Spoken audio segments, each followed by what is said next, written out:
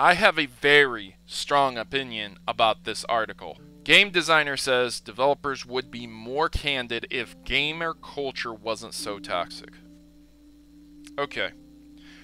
Gamer culture may be toxic to a point, but as a developer, you have the burden to develop games in a way that we want to purchase. We are the market. We have money. We do not want to buy your crappy games if you are engaging in very deceitful practices. Now you might be saying to yourself, oh, Proto, that's crazy. Yeah, but Proto, what are you talking about, man? That's pretty harsh to be talking to a game developer like that. What are you talking about, Proto? I don't understand. How could you insult a game developer like that? You're the toxic gamer culture. Quote, I did a public talk a couple weeks ago in a room full of all-age kids. Afterwards, a kid came up to me and was talking about stuff. And I crap you not, this kid, somewhere between the ages of 13 and 16, I guess, starts talking about how bad devs are because a YouTuber he watches. He nailed all the points. Bad engines, being greedy, you name it.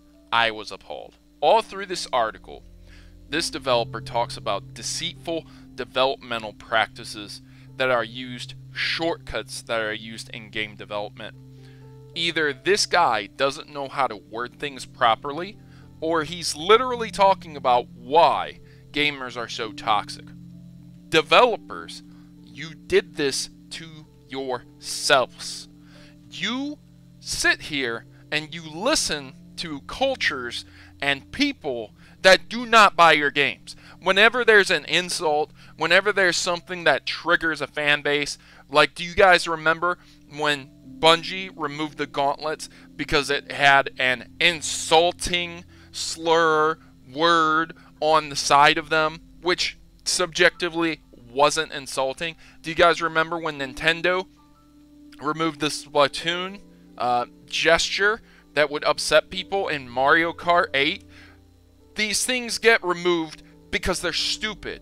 And then they get people to the point where they look at game developers and say, you guys are idiots for doing this. You guys are idiots for appealing to this fan base that don't even play your games.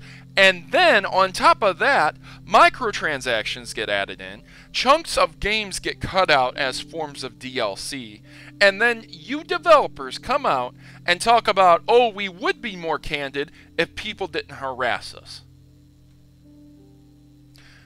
You don't get harassed for no reason. If you made an amazing game, you don't get harassed for no reason. Do you see a lot of people tweeting Miyamoto about how crappy his new Mario game is? Do you see a lot of people tweeting Nintendo about how terrible Zelda is and how they're slamming Zelda for microtransactions? No, because it's not crappy. If you make a crappy game, if you engage in deceitful practices, deceitful marketing, gamers are going to let you know that because we are sick and tired of this crap. I grew up in the 80s and 90s. DLC, crappy microtransactions, online-only games, these things did not exist. And developers are coming out and saying, well, people are just so toxic to us. We just don't know what to do. We would talk to you, but our feelings are hurt.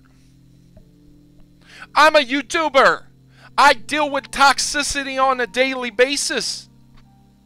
My feelings, they aren't hurt, fam. You get over it. You get over it or you quit your job because it will kill you. You know what I'm saying? When I see articles like this, it just shows me where the gaming industry is.